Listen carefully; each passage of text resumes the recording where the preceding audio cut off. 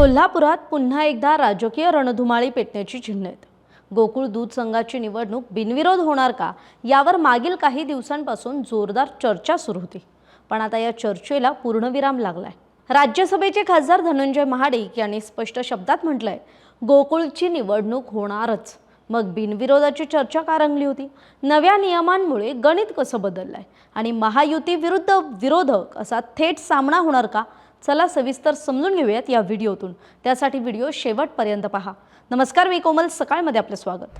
कोल्हापूर जिल्हा दूध उत्पादक संघ म्हणजेच गोकुळ जिल्ह्यातील सर्वात प्रभावी आणि राजकीयदृष्ट्या महत्त्वाची सहकारी संस्था। गेल्या काही दिवसांपासून ही गोकुळची निवडणूक बिनविरोध व्हावी यासाठी वरिष्ठ पातळीवर हालचाली सुरू असल्याची चर्चा होती।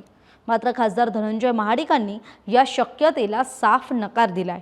त्यांच्या म्हणण्यानुसार गोकुळची निवडणूक बिनविरोध व्हावी असं कोणतंही ठोस कारण नाही, त्यामुळे ही निवडणूक होणार आहे।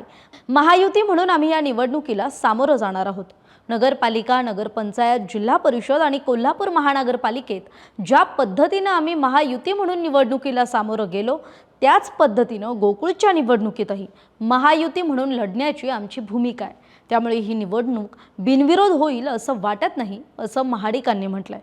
बरं, यंदाची गोकुळची निवडणूक वेगळी कशी काय? तर आधी 21 संचालक गोकुळचे निवडले जात होते, पण यंदा मात्र पहिल्यांदाच 25 संचालकांची निवड होणार आहे। सभासद संख्या वाढून 5400 वर पोहोचली आहे। त्यामुळे कोणत्याही पॅनलला मॅजिक फिगर गाठण्यासाठी जवळपास 2700 मतांची गरज भासणार आहे आणि प्रत्येक उमेदवारामागे किमान 130 ठरावधारक असणं आवश्यक आहे। म्हणजेच गणित अधिक कठीण आणि तितकं चुरशीचं झालंय।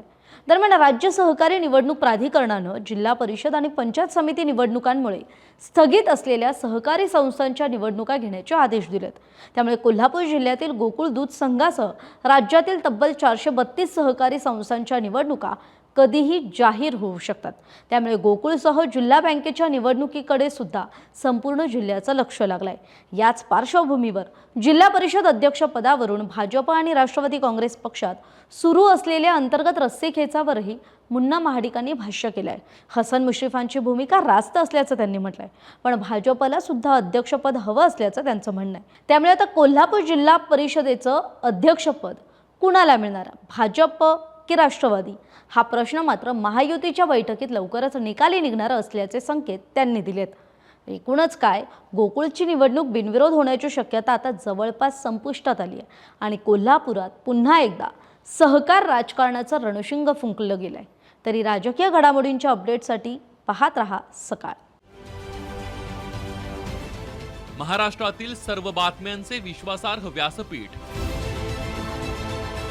सकाळच्या सर्व सोशल मीडिया प्लॅटफॉर्मला लाईक, फॉलो आणि सबस्क्राईब करा। तसंच सर्व नोटिफिकेशनसाठी बेल आयकॉन प्रेस करायला विसरू नका।